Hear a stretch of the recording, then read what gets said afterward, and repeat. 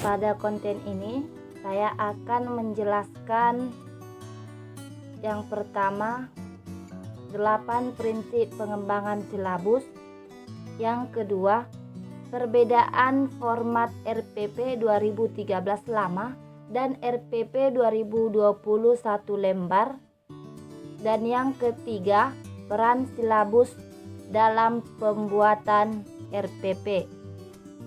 Baik, yang pertama saya akan menjelaskan 8 prinsip pengembangan silabus. 1.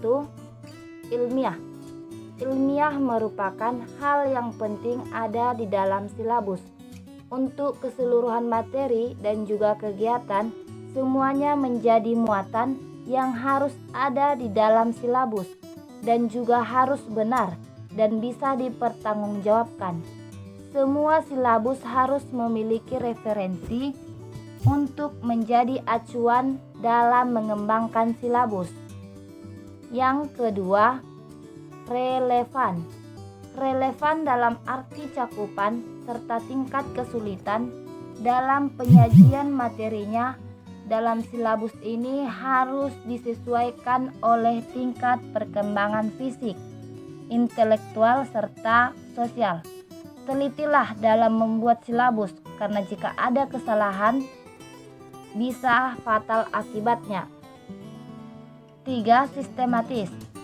Sistematis artinya harus tersusun sesuai dengan ketentuan yang telah disepakati. Semua komponen harus saling berhubungan, baik secara kompetensi dan juga fungsional. Jangan terlalu terburu-buru dalam mengerjakan silabus. Perhatikan semua urutan secara sistematis. Bila perlu, periksalah hingga beberapa kali untuk mengurangi kesalahan. 4. Konsisten. Konsisten sangat penting dalam mengembangkan silabus. Dalam membuat silabus, konsisten pasti selalu ada hubungan antara kompetensi, indikator, serta materi pokok. Silabus ini dipakai untuk pembelajarannya bagi mereka yang membutuhkannya. 5. Memadai. Memadai artinya semua cakupan indikator sampai sistem penilaian haruslah tercakup ke dalam semua silabus. Jangan sampai ada yang terlewat yang akan menyebabkan kegagalan dalam pembuatan silabus.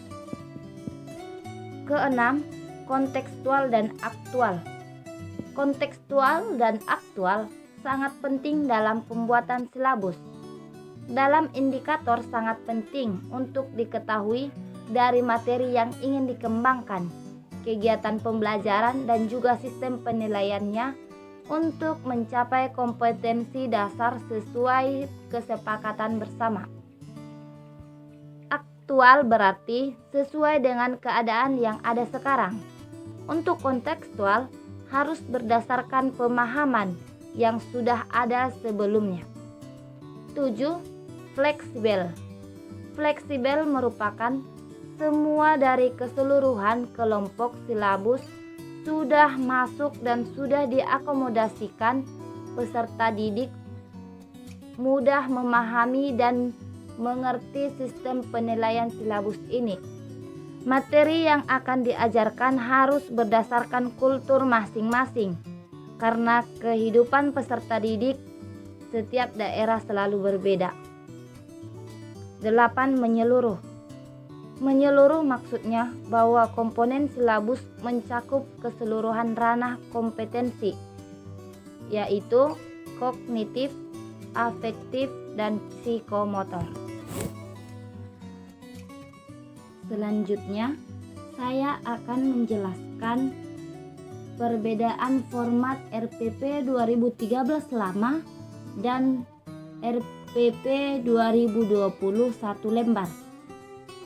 Di sini saya akan mencantumkan format RPP lama dan format RPP 2021 lembar yang bisa kita lihat pada gambar berikut ini, yaitu di dalam format RPP lama memiliki komponen yang pertama A, kompetensi inti.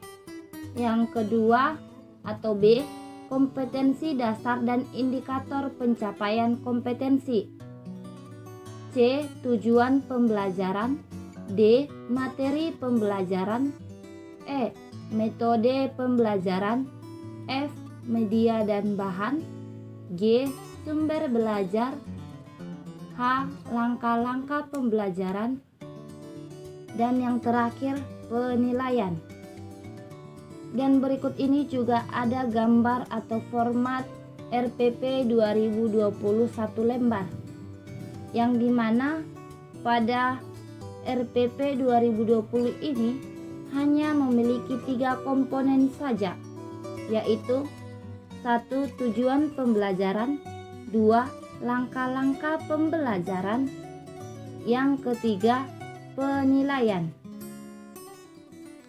Berikut adalah perbedaan yang secara rinci yang sudah saya buat, yaitu di RPP 2013 atau lama. 1. Format. Guru diarahkan untuk mengikuti format RPP secara kaku. Yang kedua, komponen. RPP memiliki terlalu banyak komponen karena guru diminta untuk menulis dengan sangat rinci. Yang ketiga, durasi penulisan. Penulisan RPP sangat menghabiskan banyak waktu guru yang seharusnya dapat digunakan untuk mengevaluasi proses pembelajaran sendiri. Dan di sini saya membuat RPP 2021 lembarnya. Yang pertama, format. Guru secara bebas dapat memilih, membuat, menggunakan, dan mengembangkan format RPP. 2. Komponen. Hanya memiliki 3 komponen, yaitu tujuan pembelajaran, kegiatan pembelajaran, dan asesmen atau penilaian. Yang ketiga, durasi penulisan. Penulisan RPP dilakukan dengan efisien dan efektif. Selanjutnya atau yang ketiga yang akan kita bahas yaitu peran silabus dalam pembuatan RPP. Adapun peran silabus dalam pembuatan RPP, yang pertama, RPP diaplikasikan dari silabus yang telah dibuat. Yang kedua, penjabaran dari silabus yang disusun lebih operasional dan lebih rinci yang sudah harus disesuaikan dengan situasi dan kondisi sekolah maupun siswa yang akan menjadi sasaran pembelajaran yang terdapat pada RPP. Yang ketiga, sebagai pedoman atau acuan bagi pengembangan dalam pembuatan RPP. Sekian penjelasan yang bisa saya jelaskan. Semoga teman-teman sekalian dapat mengerti.